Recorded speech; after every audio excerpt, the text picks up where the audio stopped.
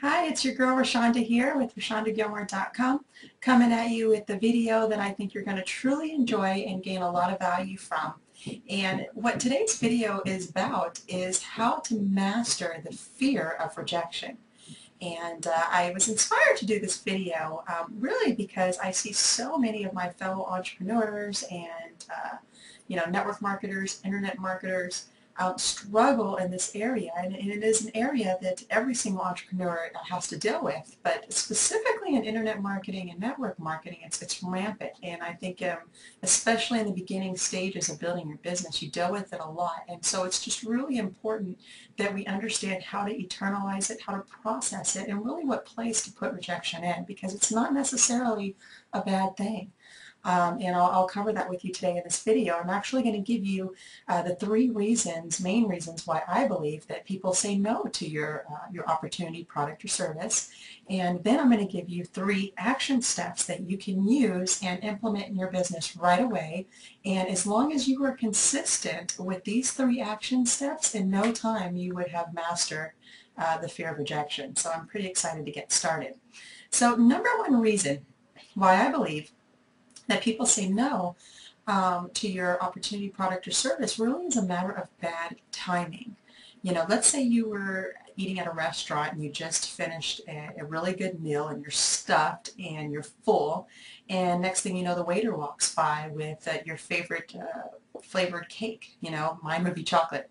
So let's say the waiter walks by with a chocolate cake. Now you're full, you're stuffed. So of course you're going to tell the waiter, no, I don't want that right now. No, thank you. Now, wouldn't it be silly for the waiter to go back into the back and pout about it or get down on himself about it because you denied the cake? Of course it would be silly. But yet we do this all the time in our business, and we don't realize that sometimes people are just not hungry. Sometimes they are full. It's not the right timing. And the best thing you can do is, be polite, stay and keep building a friendship, a true, authentic friendship, and check in on people, keep watering the seeds, and just be there for them. And at one point down the road, this person will probably come back around when they are indeed hungry.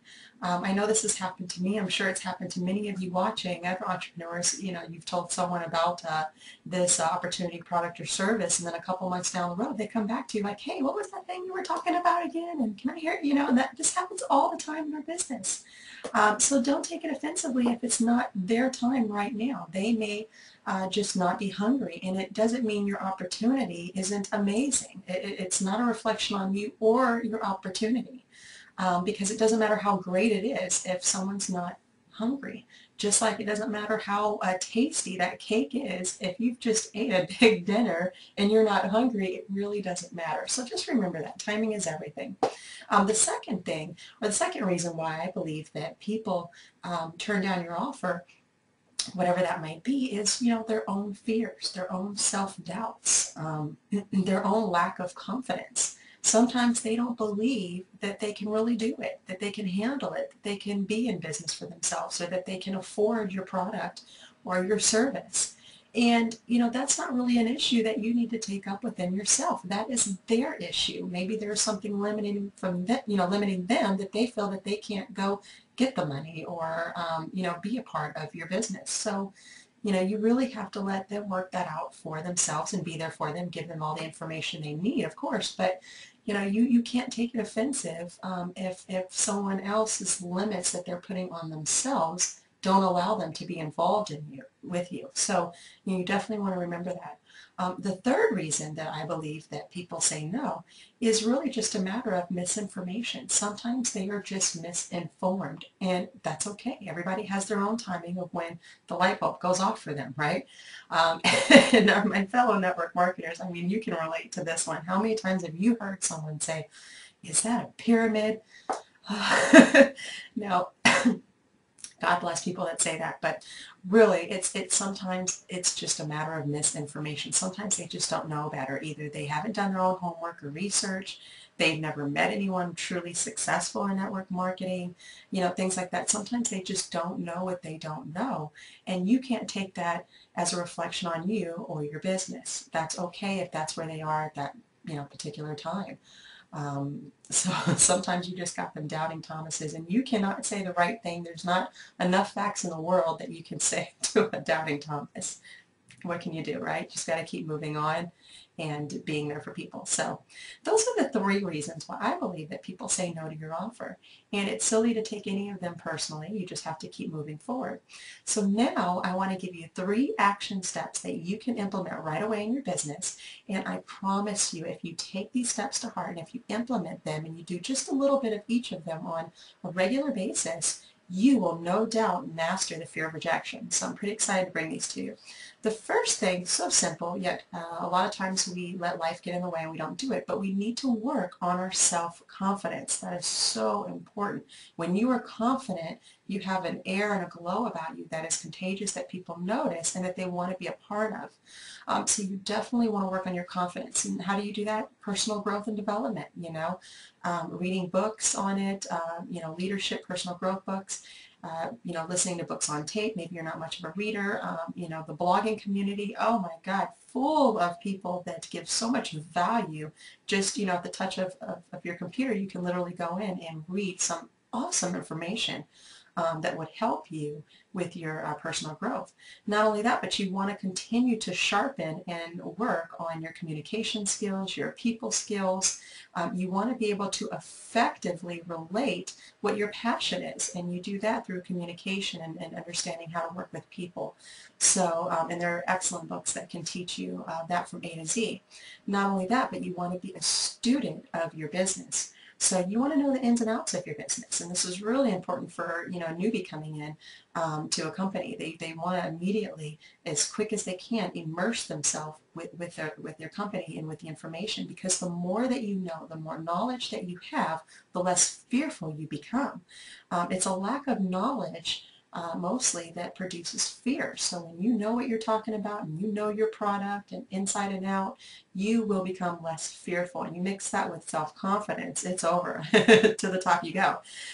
So remember, that was number 1. Work on your self-confidence, your personal growth, your communication, your people skills, just a little bit every day. You don't have to overwhelm yourself, and be a student of your business, product, opportunity, service, whatever it is. Be a student of it. The second thing that you want to do is just remember that timing is everything. Okay, if you keep that in your mind, timing is everything. You do your best so that you know when you put your head on your pillow at night, you're happy and you're at peace. Just do your best, but let everything else fall into place. Okay, timing is everything. The third thing is you want to make sure to detach yourself from any outcome. And what I mean by that is, when you're out there sowing seeds and building relationships and meeting people, when you expose people or, show them your opportunity, product, or service, you have to detach yourself from the outcome of that. You don't want to be emotionally attached.